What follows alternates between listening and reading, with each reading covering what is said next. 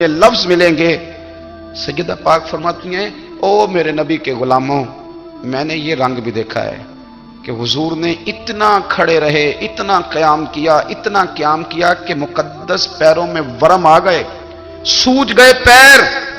ہم سیر کرنے گئے تو تھک گئے، بات الگ ہے، لیکن عبادت میں یہ بھی تو مسلم شریف ہے نا، یہ بھی تو دین ہے نا، یہ بھی تو حضور کی سنت ہے، یہ بھی تو وہ چیز ہے جو کریم کی آنکھوں کی ٹھنڈک ہے۔ سیدہ فرماتی ہیں پیروں میں ورم آ گئے، اور ساری رات ہی حضور نے نماز پڑھی اور ایک ہی آیت بار بار دہرائی۔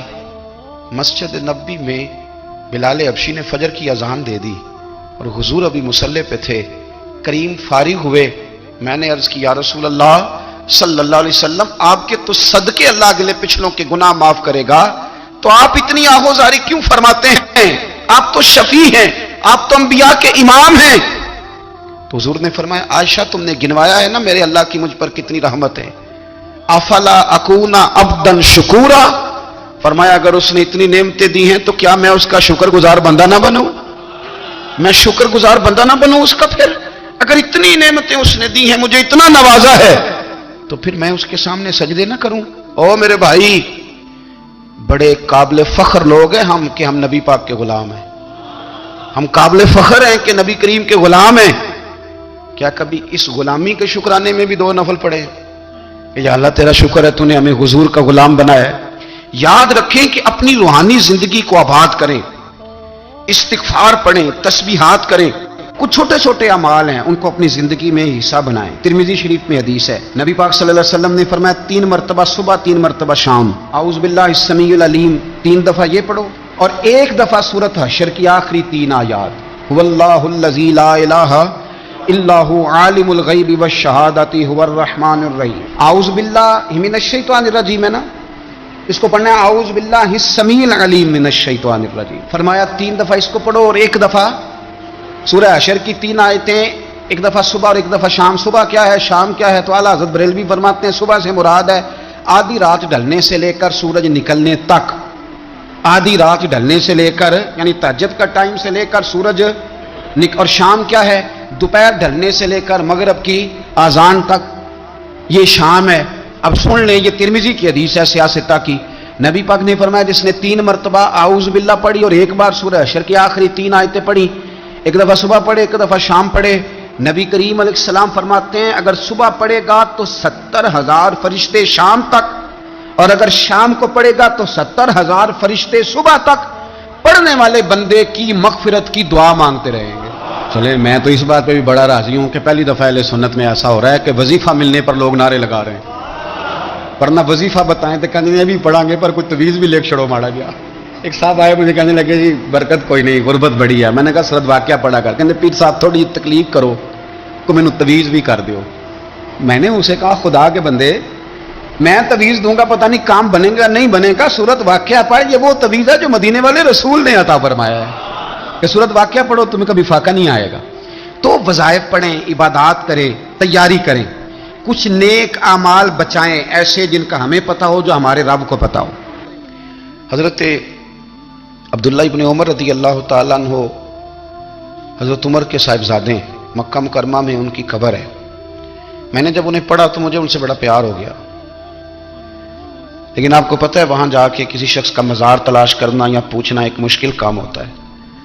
تو ایک دفعہ میں مکہ شریف میں حاضر تھا، تو ایک گاڑی والا ڈرائیور مجھے کہنے لگا کہ مولانا میں آپ کو جانتا ہوں، مجھے آپ سے محبت ہے، ایک بات بتاؤں آپ کو؟ میں نے کہا بتاؤ۔ کہنے لگے حضرت عبداللہ ابن عمر کی قبر دیکھنی ہے؟ میں نے کہا یہ تو نہیں کہہ رہا، یہ کسی نے بندوبست کرایا ہے، یہ اللہ نے تیرے دل میں بات ڈالی ہے، یہ ہو گیا تو لے چل مجھے۔ حضرت عبداللہ ابن عمر کو نبی پاک نے فرمایا تھا راجل صالح، یہ نیک بندہ ہے، یہ متقی آدمی۔ حضرت عبداللہ ابن عمر رضی اللہ تعالیٰ عنہ سیدنا فاروق اعظم رضی اللہ تعالیٰ عنہ کے صاحبزادے ہیں، اور ان کی ہمشیرہ سیدہ حفصہ رضی اللہ تعالیٰ عنہ حضور کی زوجہ محترمہ ہے۔ ایک دن اپنی ہمشیرہ سے کہنے لگے کہ نبی کریم صلی اللہ تعالیٰ علیہ وسلم گھر میں آئے نا، اور اگر حضور غم امت میں پریشان نہ ہوں، طبیعت کو حشاش بشاش دیکھو، تو ذرا پوچھنا تو صحیح حضور کا میرے بارے میں کیا خیال ہے، پوچھنا تو صحیح کہ کریم کی بارگاہ میں میرا کیا مقام ہے، میرے بارے میں حضور کیا فرماتے ہیں۔ اب بہن کو کام بتائے اور بتائے بھی بھائی، اور پھر بہن وہ کام نہ کرے، یہ تاریخ میں ہوتا نہیں۔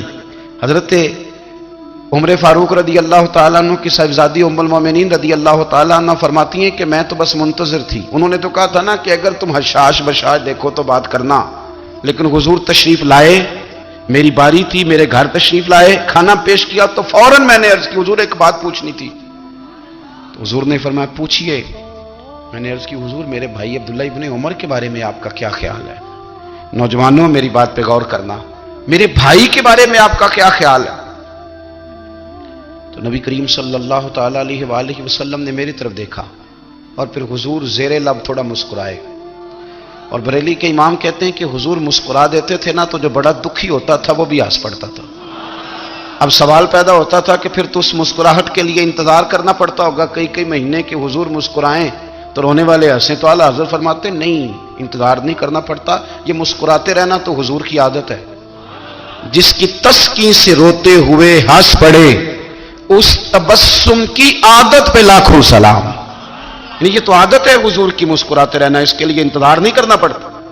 بھائیو آپ خیال رکھیں گے، غور کریں گے، حضرت عبداللہ ابن عمر رضی اللہ تعالیٰ عنہ کے بارے میں پوچھا تو سیدہ فرماتی ہیں کہ نبی کریم صلی اللہ تعالیٰ علیہ وسلم نہ زیر لب مسکرائے اور فرمایا حفصہ تیرا بھائی ہے تو اچھا، لیکن میں نے سنا ہے کہ عشاء کی نماز پڑھتا ہے تو فجر تک سویا ہی رہتا ہے۔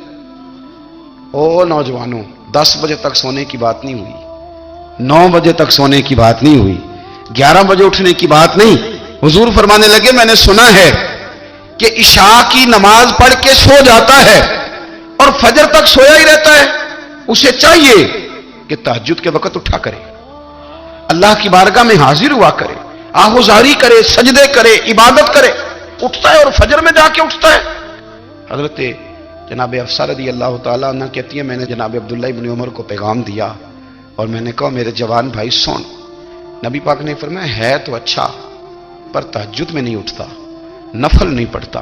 او میری ملت کے جوانوں، مزہ نہیں آ جاتا جب ساری دنیا سوئی ہو، ساری دنیا، اور بستر بھی گرم ہو اور نیند بھی پورا غلبہ کر رہی ہو، اور اچانک گھنٹی بجے دماغ میں، آنکھ کھلے، گھڑی پہ نظر پڑے، 3:30 4 بجے کا پیغام گھڑی بتائے، اور کوئی چڑھتی جوانی والا اٹھ کے وضو کرے، اور جب وہ مصلی کھول کے بچھائے تو مدینے والے محبوب کہتے ہیں کہ ہر نماز پہ رب ثواب دیتا ہے، اور جو اٹھ کے تہجد کی نماز پڑھے اسے دیکھ کے تو رب مسکراتا ہے، جو اس کی شان کے لائق ہے، جو اس کی شان کے لائق، وہ مسکراتا ہے، خوش ہوتا ہے کہ میرا بندہ تہجد میں اٹھ گیا، وہ مسکراتا ہے۔ کاش ہماری صبحیں کبھی اپنے مالک کے نام ہو جائیں، کاش کے صبحیں۔ حضرت ابو الحسن رحمۃ اللہ تعالی علیہ حضرت معاذ ابن جبل رضی اللہ تعالیٰ عنہ کے پاس بیٹھا کرتے تھے، فرماتے ہیں ان سے جو پیار بڑھا تو پھر میرا مصلی سے بھی بڑھ گیا۔ تابعی ہیں، فرماتے ہیں صحابی رسول سے محبت ہوئی تو ذکر سے بھی ہو گئی، پھر درود شریف سے بھی ہو گئی، محبت ان سے بڑھی تو پھر اللہ نے مسجد کا پیار بھی بڑھا دیا۔ آپ فرماتے ہیں کہ میری ہر وقت طبیعت چاہتی تھی کہ بس اللہ اللہ کروں، بس اللہ اللہ کروں، بس نہ میں ذرا تھوڑی جان چھڑاؤں لوگوں سے، کو 10 منٹ ملے تو میں کچھ 4 نفل پڑھ لوں، میں تھوڑا سا نہ بچوں لوگوں سے، اور مجھے تسبیح ملے تو میں نہ کچھ 400-500 دفعہ استغفار پڑھوں، سبحان اللہ، الحمدللہ، اللہ اکبر، لا حول ولا قوت الا باللہ، میں نہ تسبیحات پڑھوں۔ فرماتے ہیں کہ بچے تھے گھر میں 6-7، غربت تھی، کام ملتا کوئی نہیں تھا، اور میں کام چور نہیں تھا، کام ڈھونڈتا تھا، پر اللہ کی قدرت کے کام نہیں ملتا تھا۔ فرماتے ہیں کہ میں نے ایک دن اپنی اہلیہ سے کہا کہ آج میں پھر جاتا ہوں کام ڈھونڈنے، تو میری بیوی بڑی فرما بردار تھی، پر اس دن نہ غربت کے ہاتھوں تنگ آ کے کہنے لگی آج نانا کوئی تو چیز لے کے آیا، تو مجھ سے بچوں کی بھوک نہیں دیکھی جاتی ہے، سب روگاں دا روگ محمد جس دا نام غریبی، کنڈ بلا کے لنگ جاندے نہیں دوست یار قریبی، آج نہ کچھ لے کے آیا تو میں بچے لے کے میکے چلی جاؤں گی۔ شیخ فرماتے ہیں کہ میں بڑا پریشان گھر سے نکلا، پر میں نے صبح سے لے کے زور تک کام ڈھونڈا، کام ملا کوئی نہیں، تو میرے دل میں خیال آیا چلو کام نہیں ملتا تو اللہ اللہ تو کرے نا، چلو بندوں کی مزدوری نہیں ملتی تو رب کریم کی عبادت ہی کرتے ہیں۔ فرماتے ہیں کہ میں نے نا فرات کے پانی سے وضو کیا، نہر کے، شدید دھوپ تھی، ساتھ ریت تھی، اور ریت تپ رہی تھی، میں نے اپنا رومال وہیں مصلی کے طور پر بچھا لیا اور فرماتے ہیں کہ زور سے لے کر عصر تک نماز پڑھی، دھوپ بھی پورے زور پہ، پر میرے سجدے کا ذوق بھی پورے زور پہ۔ فرماتے ہیں سورج بھی چمک رہا ہے اور رب کی عبادت کا ذوق بھی پورے زور پہ، میں سجدہ کروں تو پھر میرا اٹھانے کو جی نہ چاہے۔ میرے استاد لکھا کرتے تھے، یہ ان کا شعر ہے، وہ کہا کرتے تھے مجھے سوز دے، مجھے ساز دے، اور مجھے نیم شب کا نیاز دے، دم سجدہ خود کو میں توڑ دوں، مجھے ایسا ذوق نماز دے۔ اور میں تیری بہار کا پھول ہوں، میں کھلا بھی ہوں تو تیرے لیے، مجھے میری شاخ سے توڑ لے، مجھے اپنی زلف کا ناز دے۔ بھائی فرماتے ہیں کہ عصر تک میں نے نفل پڑھے، دل ڈھلنے لگا، عصر کی نماز پڑھی اور میں وہاں سے چلا۔ اب میں جب نکلنے لگا تو دل میں خیال آیا کہ چھوٹی چھوٹی دیواریں ہیں گھر کی، بغیر کچھ لیے جاؤں گا تو بیوی دور سے دیکھے گی تو شور کرے گی کہ پھر خالی ہاتھ آ گیا ہے۔ کہتے میں نے اپنے اسی رومال میں جس پہ میں نے نماز پڑھی تھی نا، رومال میں کی عقیدہ پنجابی جو صافہ کہتے ہیں، اسی میں نا میں نے کچھ ریت بھر لی کہ وہ دور سے دیکھے گی تو سمجھے گی کچھ لے کے آیا ہے، چلو جا کے اسے بتا دوں گا کہ آج پھر مزدوری نہیں ملی۔ کہتے ہیں وہ ریت لے کر جب میں گھر میں گیا تو پہلے بیوی دروازے پہ کھڑی ہوتی تھی، پوچھتی تھی خالی ہاتھ آ گئے ہو؟ آج میں نے دیکھا تو ہے ہی کوئی نہیں۔ فرماتے ہیں میں اندر داخل ہوا، سلام لیے، کونے میں نے وہ رومال رکھ دیا اور میں نے آواز دی کہ بھلی مانس کہاں ہو؟ تو وہ کہنے لگی آپ منہ ہاتھ دھو لیں، میں روٹی لے کے آئی۔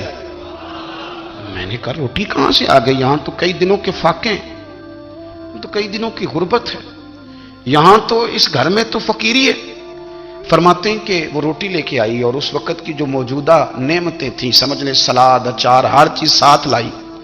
میں نے کہا کہ بچے کہاں گئے؟ کہنے لگی وہ کھانا کھا کے کھیلنے گئے، آپ کھانا کھا لیں آ جاتے ہیں۔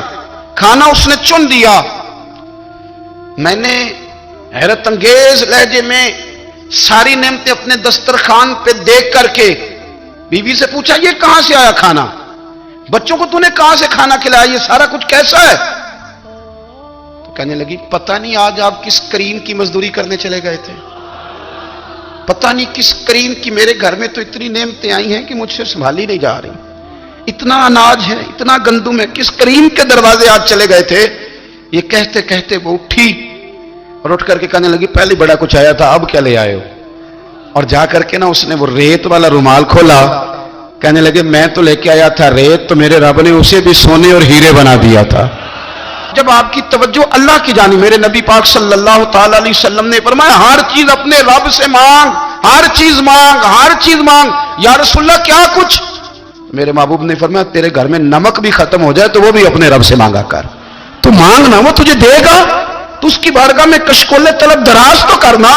اور ترمذی شریف میں عجیب لفظ ہے، رسول کائنات نے فرمایا، رب کریم فرماتے ہیں جب میرا بندہ ہاتھ اٹھاتا ہے نا تو مجھے حیا آتی ہے کہ میں خالی کیسے لوٹا دوں اس کے۔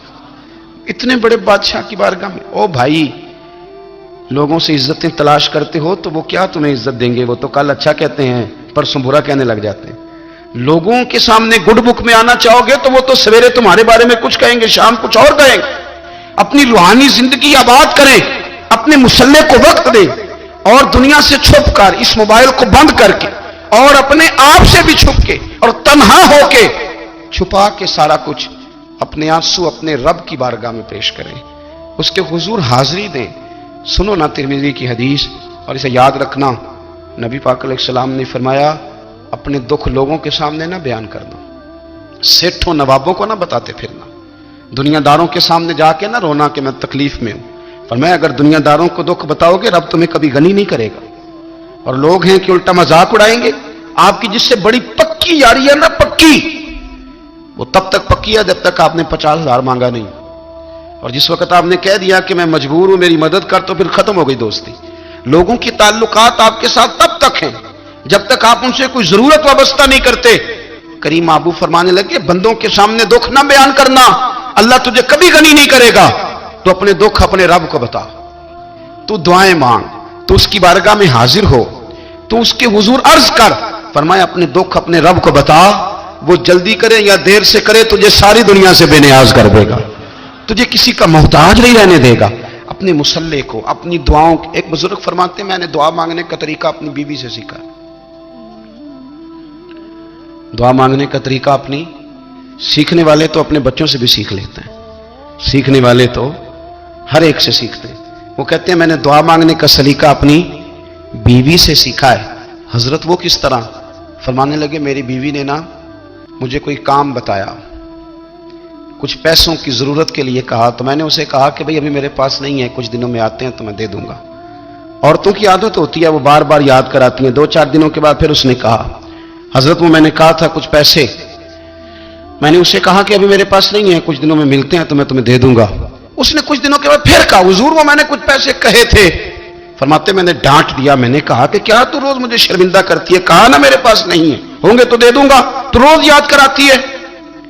फरमाते उसने पहले तो मेरी डांट को सहा, फिर मेरे सख्त जुमलों ने उसकी आंखों में आंसू पैदा कर दिए, फिर उसने अपने आंचल में अपने उस दुख को समेटा और फिर उसने एक जुमला कहा तो मैं रो पड़ा और मुझे अपने रब से मांगने का तरीका आ गया। मुझे कहने लगी हजरत जी आपने डांट दिया, मैंने सह लिया, पर आप ही मेरे शौहर हैं, बताएं ना, आपसे ना कहूं तो मैं किससे जाके कहूं। फरमाते हैं मैं रो पड़ा और मैं खुल के रोया और मैं तड़प के रोया और फिर मेरी सिसकियां बंद गईं। तो मुझे कहने लगी आपको क्या हुआ? मैंने कहा मुझे भी दुआ मांगनी आ गई है। जब मैं उसे कहूंगा ना अल्लाह तू ही मेरा रब है, मैं तुझसे ना कहूं तो मैं किससे जाके कहूं, मैं क्यों किसी बंदे से सवाल करूं, मैं क्यों किसी दुनियादार से कहूं, मैं तेरे बंदों का नेक बंदों का वसीला लेके तेरे महबूब की गुलामी लेके तेरी बारगाह में आया, तुझसे ना मांगूं तो किससे मांगूं। समझ आ गई है? जब मैं इस रंग में मांगूंगा तो मेरा रब मेरे ऊपर बड़ा ही फजल फरमाएगा, वो मेरे ऊपर बड़ी रहमत करेगा, वो मेरे लिए आसानियां करे। अजीज दोस्तों हम इस तरह करने लग गए हैं कि हमने ना अपने ताल्लुकात पर एतमाद करना शुरू कर दिया है। मेरे ताल्लुकात बहुत हैं, हमने अपनी दौलत पर एतमाद करना शुरू कर दिया, मेरे पास दौलत बहुत है। हमने अपने इल्म पर अपनी शोहरत पर एतमाद करना शुरू कर दिया कि मेरे पास फलां चीज बहुत है। याद रखना जब बेनियाज अपनी सिफ्ते बेनियाजी दिखाता है तो बड़ी बड़ी दौलतों वाले मजबूर नजर आते हैं। भाइयों जब इंसान का रिश्ता अपने मालिक के साथ होता है फिर तो गम भी कुछ नहीं कहते, परेशानियां भी कुछ नहीं कहती, फिर तो जिंदगी सब्र वाली, फिर तो जिंदगी तवक्कुल वाली, फिर तो जिंदगी भरोसे वाली, फिर इंसान अपने आप को रुसवा नहीं करता, दुनियादारों से उम्मीदें उसकी खत्म हो जाती, उम्मीदें अल्लाह रसूल से लगा लेता है, मजबूत हो जाता है, मजबूत ताकतवर हो जाता है, खुददार हो जाता है, बावकार बाइज्जत हो जाता है। हजरत बहलोल दाना रहमतुल्लाह अलैह बैठे थे तो हारून रशीद हज करके आ रहा था, तो रस्ते में हजरत शेख से मुलाकात हो गई तो अस्सलामु अलैकुम के बाद कहने लगा हुजूर कोई हुक्म हो तो बताइएगा।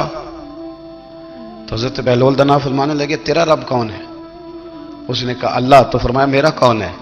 कहा अल्लाह। फरमाने लगे तो बड़ा ही बेवकूफ है, क्या तू ये समझता है कि रब हारून रशीद को तो देगा और बहलोल दाना को भूल जाएगा? 23 साल हुजूर को वक्त मिला, मुख्तसर वक्त ज़ाहिरन तबलीग करने के लिए, पूरी दुनिया में दीन भी फैलाना है।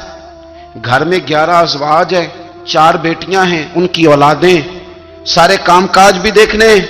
लेकिन सैयदा तैयबा ताहिरा हजरत आयशा सिद्दीका रदी अल्लाह ताला अन्हा फरमाती हैं सारा दिन तबलीग करते, हर गुलाम के दुख सुनते, घर में आते तो अपने घर वालों का ख्याल करते, काम में हमारा हाथ बटाते।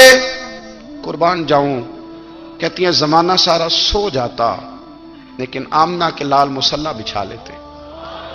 दुनिया सो गई, सारी सब सो गए, जो खुदाम थे, वो जो गुलाम थे, वो सो गए। सही मुस्लिम में लफ्ज मिलेंगे, सैयदा पाक फरमाती हैं ओ मेरे नबी के गुलामों, मैंने ये रंग भी देखा है कि हुजूर ने इतना खड़े रहे, इतना क़याम किया, इतना क़याम किया कि मुकद्दस पैरों में वरम आ गए, सूज गए पैर। हम सैर करने गए तो थक गए, बात अलग है, लेकिन इबादत में ये भी तो मुस्लिम शरीफ है ना, ये भी तो दीन है ना, ये भी तो हुजूर की सुन्नत है, ये भी तो वो चीज है जो करीम की आंखों की ठंडक है। सैयदा फरमाती हैं पैरों में वरम आ गए और सारी रात ही हुजूर ने नमाज पढ़ी और एक ही आयत बार बार दोहराई। मस्जिद नबी में बिलाल हबशी ने फजर की अजान दे दी और हुजूर अभी मुसल्ले पे थे। करीम फारिग हुए, मैंने अर्ज की या रसूल अल्लाह सल्लल्लाहु अलैहि वसल्लम, आपके तो सदके अल्लाह अगले पिछलों के गुनाह माफ करेगा, तो आप इतनी आहोजारी क्यों फरमाते हैं? आप तो शफी हैं, आप तो अंबिया के इमाम हैं। تو حضور نے فرمایا عائشہ تم نے گنوایا ہے نا میرے اللہ کی مجھ پر کتنی رحمت ہے، افلا اکونا عبدن شکورا، فرمایا اگر اس نے اتنی نعمتیں دی ہیں تو کیا میں اس کا شکر گزار بندہ نہ بنوں، میں شکر گزار بندہ نہ بنوں اس کا؟ پھر اگر اتنی نعمتیں اس نے دی ہیں، مجھے اتنا نوازا ہے، تو پھر میں اس کے سامنے سجدے نہ کروں؟ او میرے بھائی، بڑے قابل فخر لوگ ہیں ہم کہ ہم نبی پاک کے غلام ہیں، ہم قابل فخر ہیں کہ نبی کریم کے غلام ہیں۔ کیا کبھی اس غلامی کے شکرانے میں بھی 2 نفل پڑھے کہ یا اللہ تیرا شکر ہے تو نے ہمیں حضور کا غلام بنایا ہے؟ یاد رکھیں کہ اپنی روحانی زندگی کو آباد کریں، استغفار پڑھیں، تسبیحات کریں، کچھ چھوٹے چھوٹے اعمال ہیں ان کو اپنی زندگی میں حصہ بنائیں۔ ترمذی شریف میں حدیث ہے، نبی پاک صلی اللہ علیہ وسلم نے فرمایا 3 مرتبہ صبح 3 مرتبہ شام اعوذ باللہ السمیع العلیم 3 دفعہ یہ پڑھو، اور 1 دفعہ سورۃ حشر کی آخری 3 آیات، هو اللہ الذی لا الہ الا هو عالم الغیب والشہادۃ هو الرحمن الرحیم۔ اعوذ باللہ من الشیطان الرجیم ہے نا، اس کو پڑھنا ہے اعوذ باللہ السمیع العلیم من الشیطان الرجیم، فرمایا 3 دفعہ اس کو پڑھو اور 1 دفعہ سورہ حشر کی 3 آیتیں، 1 دفعہ صبح اور 1 دفعہ شام۔ صبح کیا ہے، شام کیا ہے؟ تو اعلیٰ حضرت بریلوی فرماتے ہیں صبح سے مراد ہے آدھی رات ڈھلنے سے لے کر سورج نکلنے تک، آدھی رات ڈھلنے سے لے کر یعنی تہجد کا ٹائم سے لے کر سورج اور شام کیا ہے، دوپہر ڈھلنے سے لے کر مغرب کی اذان تک، یہ شام ہے۔ اب سن لیں، یہ ترمذی کی حدیث ہے سیاستہ کی، نبی پاک نے فرمایا جس نے 3 مرتبہ اعوذ باللہ پڑھی اور 1 بار سورہ حشر کی آخری 3 آیتیں پڑھی، 1 دفعہ صبح پڑھے 1 دفعہ شام پڑھے، نبی کریم علیہ السلام فرماتے ہیں اگر صبح پڑھے گا تو 70,000 فرشتے شام تک، اور اگر شام کو پڑھے گا تو 70,000 فرشتے صبح تک پڑھنے والے بندے کی مغفرت کی دعا مانگتے رہیں گے۔ چلے میں تو اس بات پہ بھی بڑا راضی ہوں کہ پہلی دفعہ اہل سنت میں ایسا ہو رہا ہے کہ وظیفہ ملنے پر لوگ نعرے لگا رہے ہیں، ورنہ وظیفہ بتائیں تو کہنے بھی پڑھیں گے پر کوئی تویز بھی لکھ چھڑو مارا گیا۔ ایک صاحب آئے مجھے کہنے لگے جی برکت کوئی نہیں، غربت بڑی ہے، میں نے کہا سورۃ واقعہ پڑھا کر، کہنے پیر صاحب تھوڑی تکلیف کرو کو میں نے تویز بھی کر دیو۔ میں نے اسے کہا خدا کے بندے میں تویز دوں گا پتہ نہیں کام بنے گا نہیں بنے گا، سورۃ واقعہ پڑھ، یہ وہ تویز ہے جو مدینے والے رسول نے عطا فرمایا ہے کہ سورۃ واقعہ پڑھو تمہیں کبھی فاقہ نہیں آئے گا۔ تو وظائف پڑھیں، عبادات کریں، تیاری کریں، کچھ نیک اعمال بچائیں ایسے جن کا ہمیں پتہ ہو، جو ہمارے رب کو پتہ ہو۔ حضرت عبداللہ ابن عمر رضی اللہ تعالیٰ عنہ حضرت عمر کے صاحبزادے، مکہ مکرمہ میں ان کی قبر ہے۔ میں نے جب انہیں پڑھا تو مجھے ان سے بڑا پیار ہو گیا، لیکن آپ کو پتہ ہے وہاں جا کے کسی شخص کا مزار تلاش کرنا یا پوچھنا ایک مشکل کام ہوتا ہے۔ تو ایک دفعہ میں مکہ شریف میں حاضر تھا تو ایک گاڑی والا ڈرائیور مجھے کہنے لگا کہ مولانا میں آپ کو جانتا ہوں، مجھے آپ سے محبت ہے، ایک بات بتاؤں آپ کو؟ میں نے کہا بتاؤ۔ کہنے لگے حضرت عبداللہ ابن عمر کی قبر دیکھنی ہے۔ میں نے کہا یہ تو نہیں کہہ رہا، یہ کسی نے بندوبست کرایا ہے، یہ اللہ نے تیرے دل میں بات ڈالی ہے، یہ ہو گیا تو لے چل مجھے۔ حضرت عبداللہ ابن عمر کو نبی پاک نے فرمایا تھا راجل صالح، یہ نیک بندہ ہے، یہ متقی آدمی۔ حضرت عبداللہ ابن عمر رضی اللہ تعالیٰ عنہ سیدنا فاروق اعظم رضی اللہ تعالیٰ عنہ کے صاحبزادے ہیں، اور ان کی ہمشیرہ سیدہ حفصہ رضی اللہ تعالیٰ عنہ حضور کی زوجہ محترمہ ہے۔ ایک دن اپنی ہمشیرہ سے کہنے لگے کہ نبی کریم صلی اللہ تعالیٰ علیہ وسلم گھر میں آئے نا، اور اگر حضور غم امت میں پریشان نہ ہوں، طبیعت کو حشاش بشاش دیکھو تو ذرا پوچھنا تو صحیح حضور کا میرے بارے میں کیا خیال ہے، پوچھنا تو صحیح کہ کریم کی بارگاہ میں میرا کیا مقام ہے، میرے بارے میں حضور کیا فرماتے ہیں۔ اب بہن کو کام بتائے اور بتائے بھی بھائی، اور پھر بہن وہ کام نہ کرے، یہ تاریخ میں ہوتا نہیں۔ حضرت عمر فاروق رضی اللہ تعالیٰ عنہ کی صاحبزادی ام المومنین رضی اللہ تعالیٰ عنہ فرماتی ہیں کہ میں تو بس منتظر تھی، انہوں نے تو کہا تھا نا کہ اگر تم حشاش بشاش دیکھو تو بات کرنا، لیکن حضور تشریف لائے، میری باری تھی، میرے گھر تشریف لائے، کھانا پیش کیا تو فوراً میں نے عرض کی حضور ایک بات پوچھنی تھی۔ تو حضور نے فرمایا پوچھئے۔ میں نے عرض کی حضور میرے بھائی عبداللہ ابن عمر کے بارے میں آپ کا کیا خیال ہے؟ نوجوانوں میری بات پہ غور کرنا، میرے بھائی کے بارے میں آپ کا کیا خیال ہے؟ تو نبی کریم صلی اللہ تعالیٰ علیہ وآلہ وسلم نے میری طرف دیکھا اور پھر حضور زیر لب تھوڑا مسکرائے، اور بریلی کے امام کہتے ہیں کہ حضور مسکرا دیتے تھے نا تو جو بڑا دکھی ہوتا تھا وہ بھی ہنس پڑتا تھا۔ اب سوال پیدا ہوتا تھا کہ پھر تو اس مسکراہٹ کے لیے انتظار کرنا پڑتا ہوگا کئی مہینے کہ حضور مسکرائیں تو رونے والے ہنسیں، تو اعلیٰ حضرت فرماتے نہیں، انتظار نہیں کرنا پڑتا، یہ مسکراتے رہنا تو حضور کی عادت ہے۔ جس کی تسکین سے روتے ہوئے ہنس پڑے اس تبسم کی عادت پہ لاکھوں سلام۔ یعنی یہ تو عادت ہے حضور کی مسکراتے رہنا، اس کے لیے انتظار نہیں کرنا پڑتا۔ بھائیو آپ خیال رکھیں گے، غور کریں گے، حضرت عبداللہ ابن عمر رضی اللہ تعالیٰ عنہ کے بارے میں پوچھا تو سیدہ فرماتی ہیں کہ نبی کریم صلی اللہ تعالیٰ علیہ وسلم نہ زیر لب مسکرائے اور فرمایا حفصہ تیرا بھائی ہے تو اچھا، لیکن میں نے سنا ہے کہ عشاء کی نماز پڑھتا ہے تو فجر تک سویا ہی رہتا ہے۔ او نوجوانوں، 10 بجے تک سونے کی بات نہیں ہوئی، 9 بجے تک سونے کی بات نہیں ہوئی، 11 بجے اٹھنے کی بات نہیں۔ حضور فرمانے لگے میں نے سنا ہے کہ عشاء کی نماز پڑھ کے سو جاتا ہے اور فجر تک سویا ہی رہتا ہے، اسے چاہیے کہ تہجد کے وقت اٹھا کرے، اللہ کی بارگاہ میں حاضر ہوا کرے، آہوزاری کرے، سجدے کرے، عبادت کرے، اٹھتا ہے اور فجر میں جا کے اٹھتا ہے۔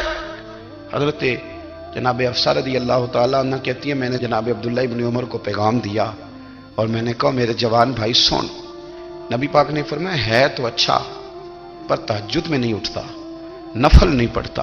او میری ملت کے جوانوں، مزہ نہیں آ جاتا جب ساری دنیا سوئی ہو، ساری دنیا، اور بستر بھی گرم ہو اور نیند بھی پورا غلبہ کر رہی ہو، اور اچانک گھنٹی بجے دماغ میں، آنکھ کھلے، گھڑی پہ نظر پڑے، 3:30 4 بجے کا پیغام گھڑی بتائے، اور کوئی چڑھتی جوانی والا اٹھ کے وضو کرے، اور جب وہ مصلی کھول کے بچھائے تو مدینے والے محبوب کہتے ہیں کہ ہر نماز پہ رب ثواب دیتا ہے، اور جو اٹھ کے تہجد کی نماز پڑھے اسے دیکھ کے تو رب مسکراتا ہے، جو اس کی شان کے لائق ہے، جو اس کی شان کے لائق، وہ مسکراتا ہے، خوش ہوتا ہے کہ میرا بندہ تہجد میں اٹھ گیا، وہ مسکراتا ہے۔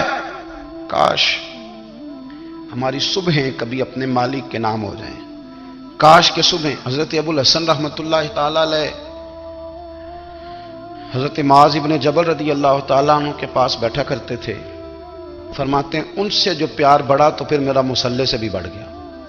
تابعی ہیں، فرماتے ہیں صحابی رسول سے محبت ہوئی تو ذکر سے بھی ہو گئی، پھر درود شریف سے بھی ہو گئی، محبت ان سے بڑھی تو پھر اللہ نے مسجد کا پیار بھی بڑھا دیا۔ آپ فرماتے ہیں کہ میری ہر وقت طبیعت چاہتی تھی کہ بس اللہ اللہ کروں، بس اللہ اللہ کروں، بس نہ میں ذرا تھوڑی جان چھڑاؤں لوگوں سے، کوئی 10 منٹ ملے تو میں کوئی 4 نفل پڑھ لوں، میں تھوڑا سا نہ بچوں لوگوں سے، اور مجھے تسبیح ملے تو میں نہ کوئی 400-500 دفعہ استغفار پڑھوں، سبحان اللہ، الحمدللہ، اللہ اکبر، لا حول ولا قوت الا باللہ، میں نہ تسبیحات پڑھوں۔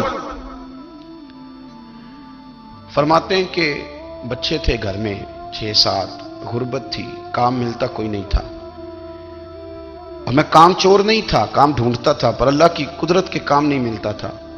فرماتے ہیں کہ میں نے ایک دن اپنی اہلیہ سے کہا کہ آج میں پھر جاتا ہوں کام ڈھونڈنے، تو میری بیوی بڑی فرما بردار تھی، پر اس دن نہ غربت کے ہاتھوں تنگ آ کے کہنے لگی آج نانا کوئی تو چیز لے کے آیا، تو مجھ سے بچوں کی بھوک نہیں دیکھی جاتی، یہ سب روگاں دا روگ محمد جس دا نام غریبی، کنڈ بلا کے لنگ جاندے نہیں دوست یار قریبی، آج نہ کچھ لے کے آیا تو میں بچے لے کے میکے چلی جاؤں گی۔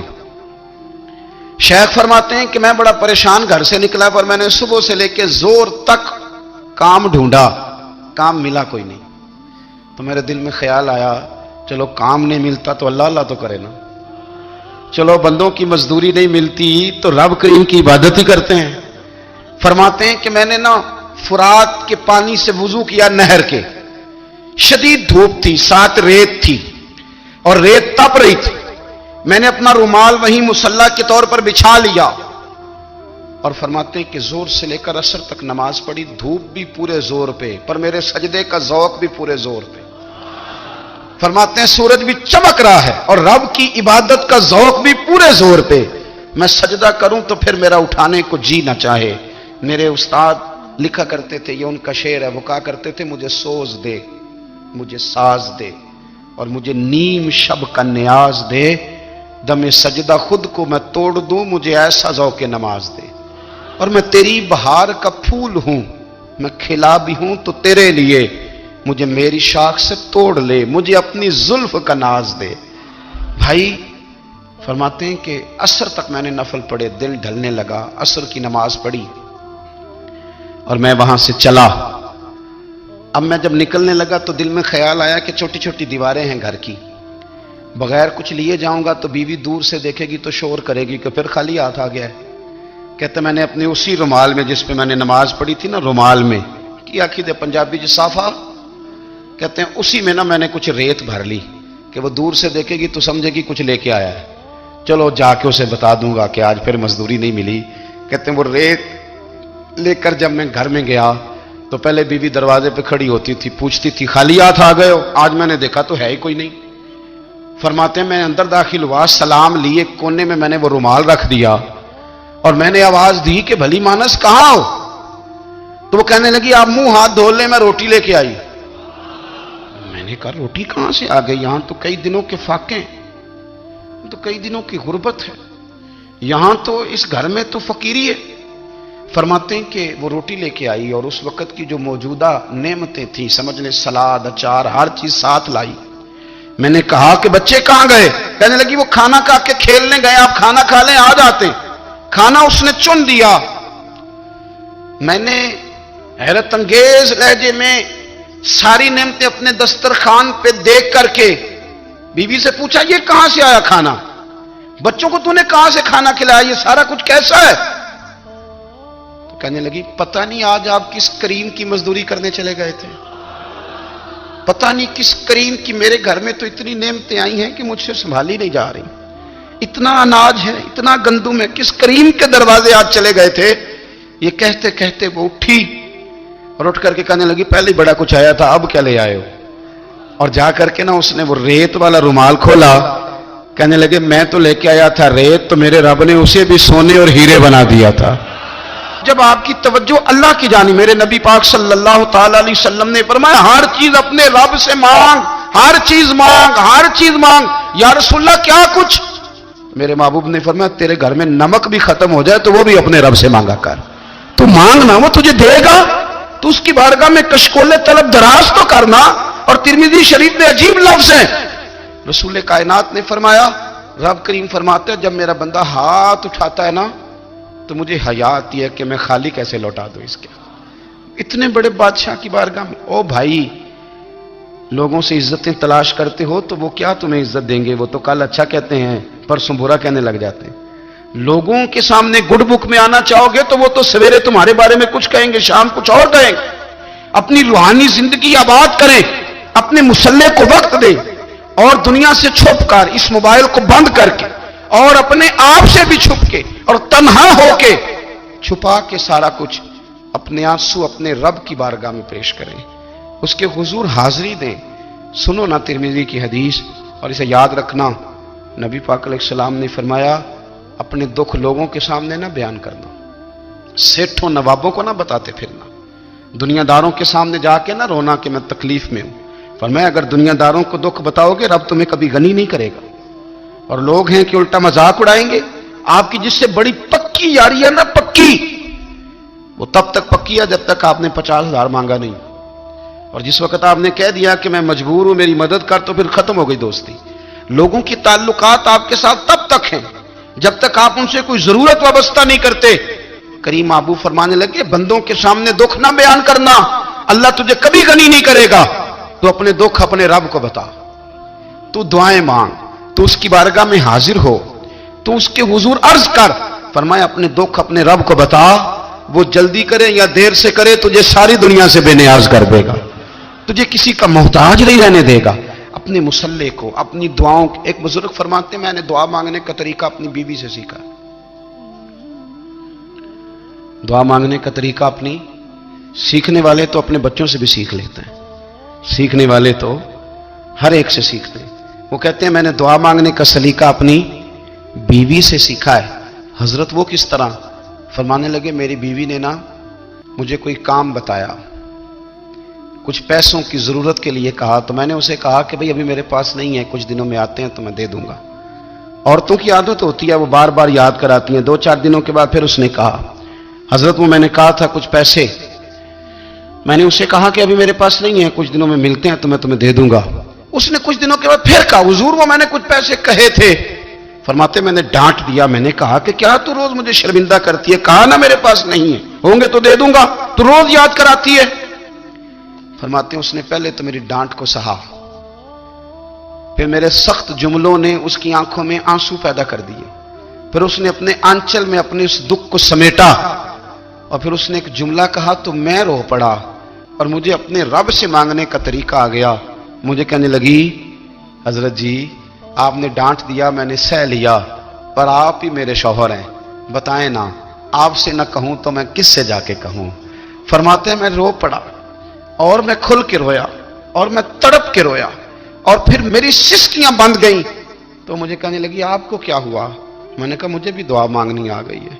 जब मैं उसे कहूंगा ना अल्लाह तू ही मेरा रब है, मैं तुझसे ना कहूं तो मैं किससे जाके कहूं, मैं क्यों किसी बंदे से सवाल करूं, मैं क्यों किसी दुनियादार से कहूं, मैं तेरे बंदों का, नेक बंदों का वसीला लेके, तेरे महबूब की गुलामी लेके तेरी बारगाह में आया, तुझसे ना मांगूं तो किससे मांगूं। समझ आ गई है, जब मैं इस रंग में मांगूंगा तो फिर रब मेरे ऊपर बड़ा ही फजल फरमाएगा, वो मेरे ऊपर बड़ी रहमत करेगा, वो मेरे लिए आसानियां करे। अजीज दोस्तों, हम इस तरह करने लग गए हैं कि हमने ना अपने ताल्लुकात पर एतमाद करना शुरू कर दिया है। मेरे ताल्लुकात बहुत हैं, हमने अपनी दौलत पर एतमाद करना शुरू कर दिया है, मेरे पास दौलत बहुत है। हमने अपने इल्म पर, अपनी शोहरत पर एतमाद करना शुरू कर दिया कि मेरे पास फलां चीज बहुत है। याद रखना, जब बेनियाज अपनी सिफ्ते बेनियाजी दिखाता है तो बड़ी बड़ी दौलतों वाले मजबूर नजर आते हैं। भाइयों, जब इंसान का रिश्ता अपने मालिक के साथ होता है फिर तो गम भी कुछ नहीं कहते, परेशानियां भी कुछ नहीं कहती, फिर तो जिंदगी सब्र वाली, फिर तो जिंदगी तवक्कुल वाली, फिर तो जिंदगी भरोसे वाली। फिर इंसान अपने आप को रुसवा नहीं करता, दुनियादारों से उम्मीदें उसकी खत्म हो जाती, उम्मीदें अल्लाह रसूल से लगा लेता है, मजबूत हो जाता है, मजबूत ताकतवर हो जाता है, खुददार हो जाता है, बावकार बाइज्जत हो जाता है। हजरत बहलोल दाना रहमतुल्लाह अलैह बैठे थे तो हारून रशीद हज करके आ रहा था, तो रस्ते में हजरत शेख से मुलाकात हो गई तो अस्सलामु अलैकुम के बाद कहने लगा, हुजूर कोई हुक्म हो तो बताइएगा। तो हजरत बहलोल दाना फरमाने लगे, तेरा रब कौन है? उसने कहा अल्लाह। तो फरमाया मेरा कौन है? कहा अल्लाह। फरमाने लगे तो बड़ा ही बेवकूफ है, क्या तू ये समझता है कि रब हारून रशीद को तो देगा और बहलोल दाना को भूल जाएगा? तेरा भी वही रब है, मेरा भी वही रब है। उसने अगर तुझे दे के आजमाया है तो हो सकता है मुझे ना दे के आजमा रहा हो। जब उसकी हिकमत के तकाजे होंगे तो अता करेगा और देगा। तू जा अपना काम कर। भाई, अपनी रूहानी जिंदगी, अपनी इबादत, अपने वज़ाए, अपने रोजमर्रा के मामलात, अपनी दुआएं, अपना इस्तिगफार, देखो कोई मुश्किल काम तो नहीं। 2 रुकू हैं सूरह वाक़िया की, अगर रात को पढ़ ली जाए तो। मैं किस तरह ये बात बयान करूं कि तावीज़ बांटना आसान है और वजीफा बताना